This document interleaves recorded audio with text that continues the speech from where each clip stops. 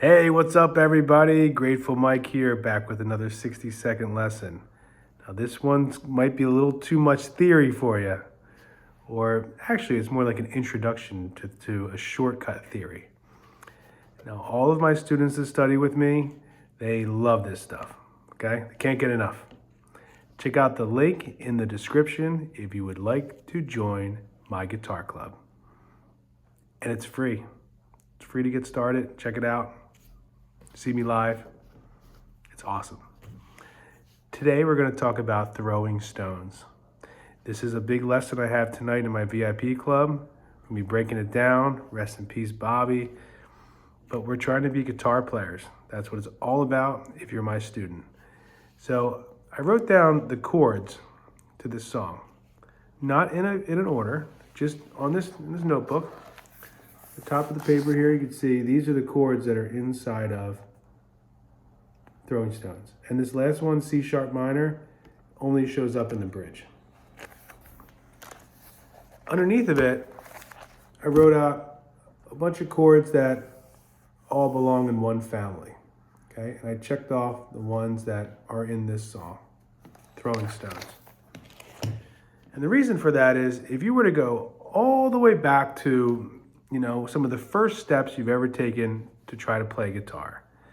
You started learning your cowboy chords, all that, and then eventually you got introduced to a bar chord. Ooh, the scary bar chord.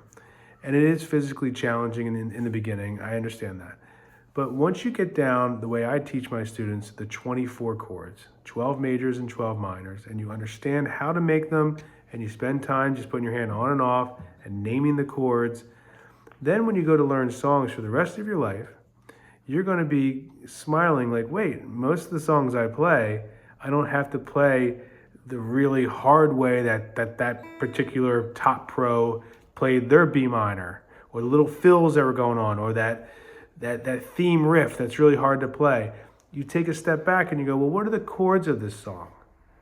And what ends up happening is almost 100% of the time, I'd say like 97% of the time, you go to learn a song, all of the chords that are in the song are not only part of the 24 chords that you should learn, most of them just being movable bar chords, but they're also in key. They also fall into a family of chords.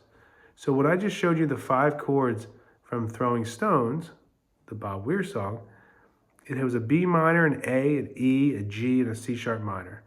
Well, instead of me memorizing a song, one song at a time, and how much, it went from the G to the B minor, you can now start the process of ear training, knowing that chords belong together in certain families. So when you go to play the song, you're already kind of anticipating which chords it's going to, what the next chord is, because you've narrowed it down to just the chords that should be played with those chords, and they are in most songs. So in Throwing Stones, he's like, B minor to A, just like Althea, to the E, back to A, exactly like Althea. And then it changes, B minor to G, to the A, okay? But, when you do the regular tempo, and you're like, in the old Jerry Wall, picture a black blue ball, just spinning free, dizzy with the trinity, E major chord, to the A, back to E, and B minor, A. And you're all caught up in that, and like, oh, I suck at guitar. When I try to do it, I'm like, B minor, Those chords come from certain families, and it makes it so much easier to play. This is an amazing secret. If you'd like to study with me, check out the link in the description. I have a guitar club. It's free to join. Check it out and see how much you want to study with me. I have a couple options. I have an appetizer and I have a main course. So hope to hear from you guys. Enjoy. See you next time. Hopefully live in my club. Thanks.